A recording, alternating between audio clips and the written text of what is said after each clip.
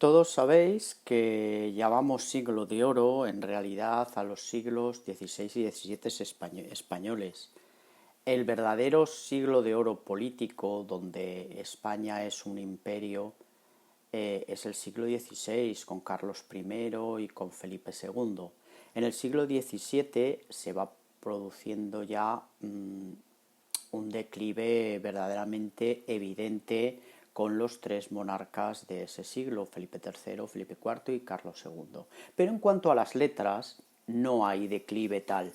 En estos siglos tenemos una cantidad de autores importantísimos, que no voy a decir nombres porque no interesan ahora, pero que tienen un nivel internacional, no solamente español, no solamente en la lengua española, insuperable.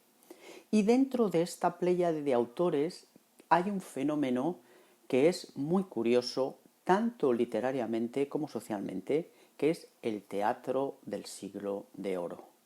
Es un fenómeno en su tiempo.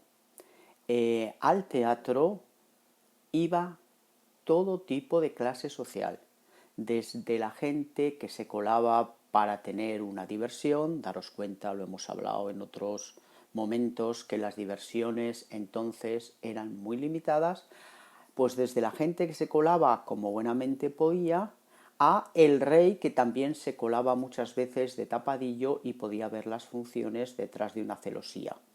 Desde el que se colaba al rey, todo el resto de clase social iba al teatro. Era una diversión que se hizo sumamente popular. Y eso es lo que vamos a ver en diferentes vertientes en estos vídeos. No toca aquí hablar de esto, pero quiero hacer un breve excurso.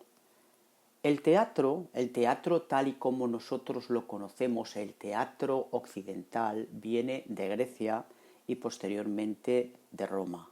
Son los grandes autores que todos oiréis nombrar 1.000.000 de veces: Sófocles, Eurípides, Plauto, Aristófanes, en fin.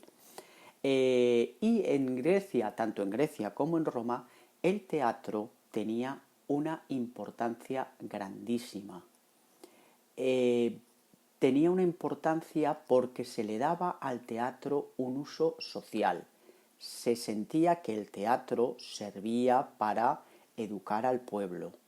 Y era muy importante dentro de esas dos culturas, la grecolatina, que como sabéis son las culturas sobre las cuales se cimenta nuestra civilización. Bien, cuando se disgrega el Imperio Romano a partir del 476 después de Cristo, vosotros sabéis que todo ese gran imperio se vuelve como una especie de puzzle en pequeños reinos, y esto tendrá su repercusión en el teatro, porque si os fijáis, el teatro necesita, digamos, el teatro como se entendía en Grecia y en Roma, y como posteriormente lo vamos a ver, de ciertas infraestructuras y de ciertas condiciones mínimas.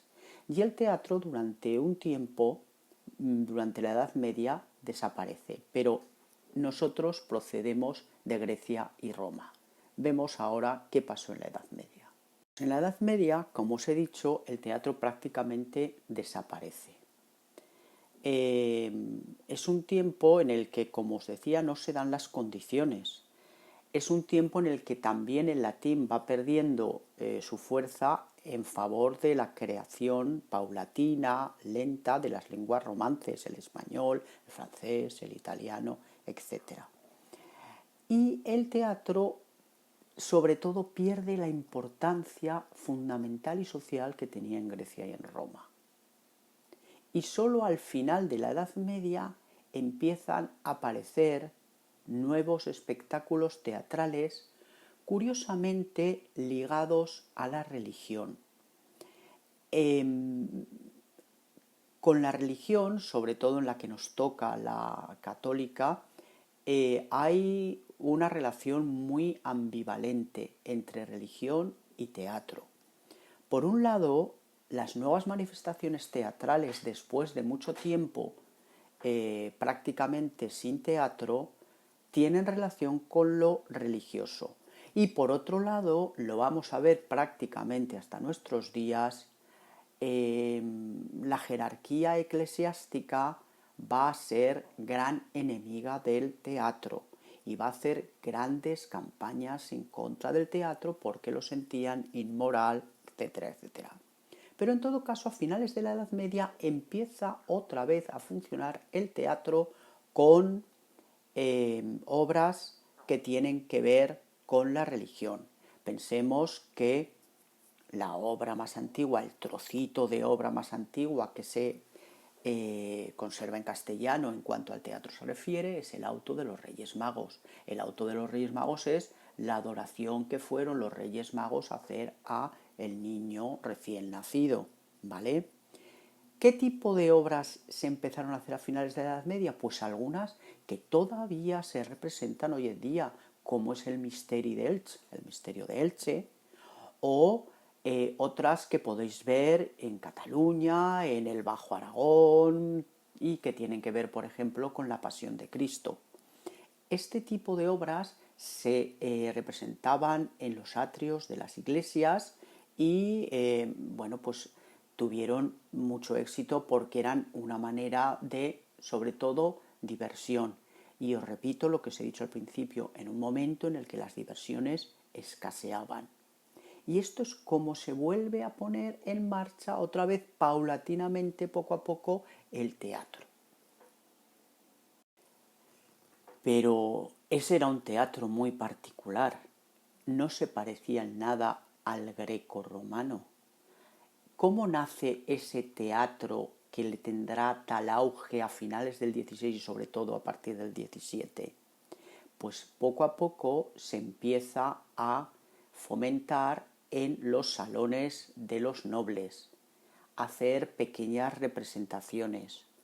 Poco a poco empieza a haber cada vez más esos cómicos de la legua que iban de pueblo en pueblo e iban representando lo que buenamente hacían, serían una especie de sucesores de los juglares medievales, que serían los que habrían de alguna manera sustentado durante la Edad Media esas representaciones, digamos, parateatrales, no exactamente teatrales.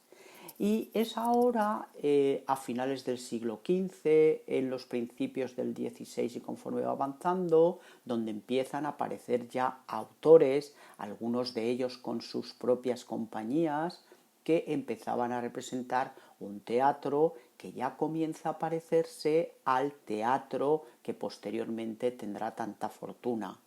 Y aparecen los nombres de Lope de Rueda, yo que sé, de Gil Vicente, de Juan de la Cueva, etc. Es ya una manera de teatro más convencional. Ya se empieza a dar a la representación escénica una forma más reconocible y más enlazada en cierta manera con Grecia y con Roma. Pero todavía no hemos llegado al siglo XVII. Estamos en el teatro, fijaos, pre-lopista, pre-Lope de Vega. En este cuadro he intentado que lo veáis muy claro, machacaremos sobre ello, cómo era el teatro anterior a Lope y cómo era el teatro de Lope, que se llama la Comedia Nueva. Más adelante veremos por qué. El teatro anterior a Lope, no todas las obras eran largas. Lope de Rueda hacía entremeses o pasos, eran obras más cortitas, pero por lo general una obra larga tenía 5 actos. En la Comedia Nueva se reducen a 3, lo que le daba mayor agilidad: introducción, nudo y desenlace para cada uno de los actos. En cuanto al lugar, la época y el tiempo en el que ocurrían, en el teatro anterior a Lope nos colocaban un lugar todo el rato, una época todo el rato, mientras que en la Comedia Nueva se varía. Eso hacía que fuese mucho más entretenidos. En cuanto a la acción, las obras anteriores a Lope contaban una historia, mientras que las posteriores a Lope contaban varias historias interpretadas por personajes variados y con acciones que corrían paralelamente, que se intercambiaban. Y por último, el lenguaje, que también varió. el lenguaje, los dos casos, los dos tipos de comedias eran en verso, pero en el teatro anterior a Lope todo el rato la comedia estaba escrita en el mismo verso. Si era en octosílabos, toda la comedia en octosílabos. Si era en decasílabos, en decasílabos. Mientras que en la comedia nueva, según el tema que trataban, cambiaban de tipo de verso. Lo cual, aunque no fuesen conscientes los espectadores, el oído sí que es consciente. Cuando tú haces una réplica chispeante, divertida, si la haces en versos cortos, da más juego. Cuando tú quieres reflexionar, si utilizas, por ejemplo, alejandrinos, puedes contener algo mucho más profundo y más sesudo. Esto funcionaba así. Y una cosa que seguramente diré en más momentos, tenéis que daros cuenta que la comedia, cuando yo hablo de comedia o cuando Lope habla de comedia, no se refiere a obra divertida. A veces sí, a veces no. La comedia nueva es un hecho teatral nuevo, moderno, pero también puede ser un drama. Así que comedia entended como obra de teatro. Seguimos. Acabando el siglo XVI y a partir del XVII, se consolidaron esas formas que hemos visto de la comedia nueva, esas formas dramáticas, y en las lenguas modernas surgieron casi a la par, los grandes dramaturgos universales, vamos a decirlo así. Surgió Lope de Vega en España, por supuesto, y contemporáneo a Lope de Vega fue William Shakespeare en Inglaterra, y un poco más tardíos que estos dos fueron Calderón de la Barca, que es un grande, por supuesto, lo veremos, y en Francia Molière. Es decir, que teniendo en mente toda esta revolución teatral, surgen grandes autores en todas las que son lenguas modernas.